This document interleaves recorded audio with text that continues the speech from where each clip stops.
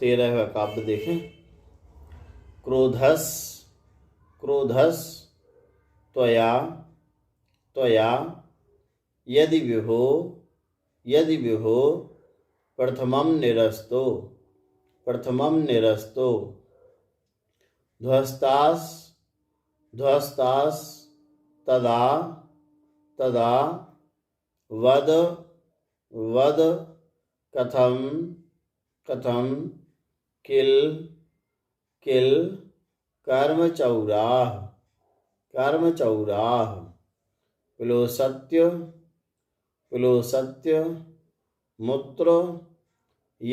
प्लोसत्य मूत्र यदि वा शिशिरापि लोके नीलद्रुमाणि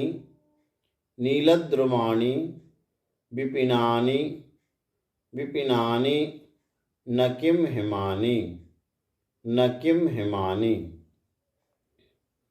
पूरा उच्चारण देखें। क्रोधस्त्वया यदि विभो प्रथमं निरस्तो ध्वस्तास्तदा वद कथं किल कर्मचौरा प्लुसत्यमूत्र यदि वा शिशिरापि लोके नीलद्रुमाणि विपिनानि न किं हिमानि। इस काव्य में प्रभु की महिमा का वर्णन करते हुए कहा गया है कि हे प्रभु, आपने क्रोध को जब पहले ही नष्ट कर दिया तो क्रोध के बिना आपने कर्म रूपी बंधनों को नष्ट कैसे कर दिया?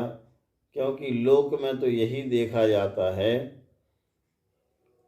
कि किसी को भी नष्ट करना है, किसी के ऊपर आधिपत्य जमाना है तो क्रोध के माध्यम से ही वह कार्य संभव हो पाता है। लेकिन प्रभु आपने तो क्रोध को ही नष्ट करके अपने शांत भावों से कर्म रूपी जो चोर हैं उनको नष्ट कर दिया। तो देखें, क्रोध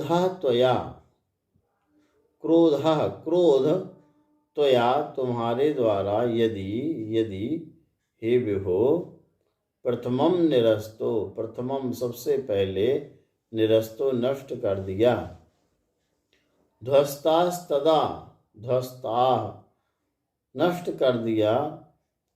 कर दिए, तदा तब, बद बोलो, कथम कैसे, किल कर्म चौराह कर्म रूपी चोर फिर कैसे नष्ट कर दिए। हे विभो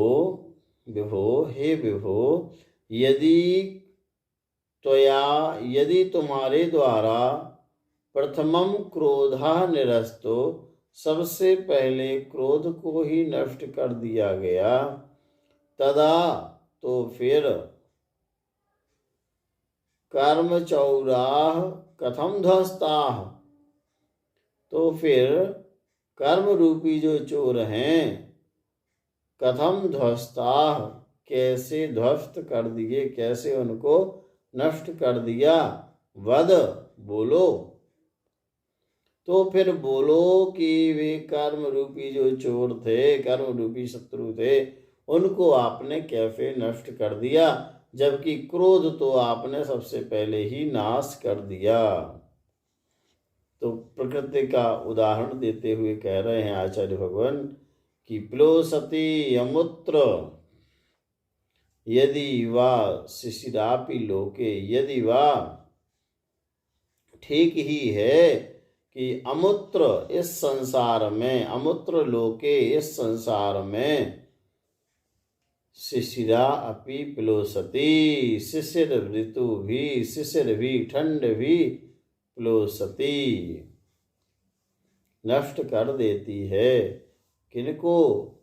नीलद्रुमाणि विपिनानि, नीलद्रुमाणि नील जो वृक्ष हैं विपिनानि, नील वृक्षों के जो विपिन हैं, जंगल हैं, उनको न किम, क्या नहीं, हिमानी, शिशिरापी, शिशिरापी हिमानी, ठंडी बर्फ, किम ना पिलोसती, क्या नष्ट नहीं करती, अर्थात करती है। फिर से देखें दोनों पंक्तियों का अर्थ, नीचे वाली। यदि वह ठीक ही कहा गया है कि अमूत्र लोके, इस संसार में, शिशिरापी हिमानी, ठंडी जो हिमानी बर्फ है, क्या, किम क्या, वह ठंडी बर्फ, नीलद्रुमानि विपिनानि नापिलोसति, नील वृक्ष के वनों को क्या नष्ट नहीं करती, अर्थात कर देती है। तात्पर्य यह है कि भगवान आपने क्रोध को तो पहले ही नष्ट कर दिया, आपने अपने क्षमा भाव से कर्म रूपी शत्रुओं को भी नष्ट कर दिया, अर्थात क्षमा भाव से सब कुछ संभव है, क्षमा भाव से कर्म रूपी शत्रुओं को नष्ट किया जा सकता है। ऐसी यहाँ पर भगवान की भक्ति की गई है।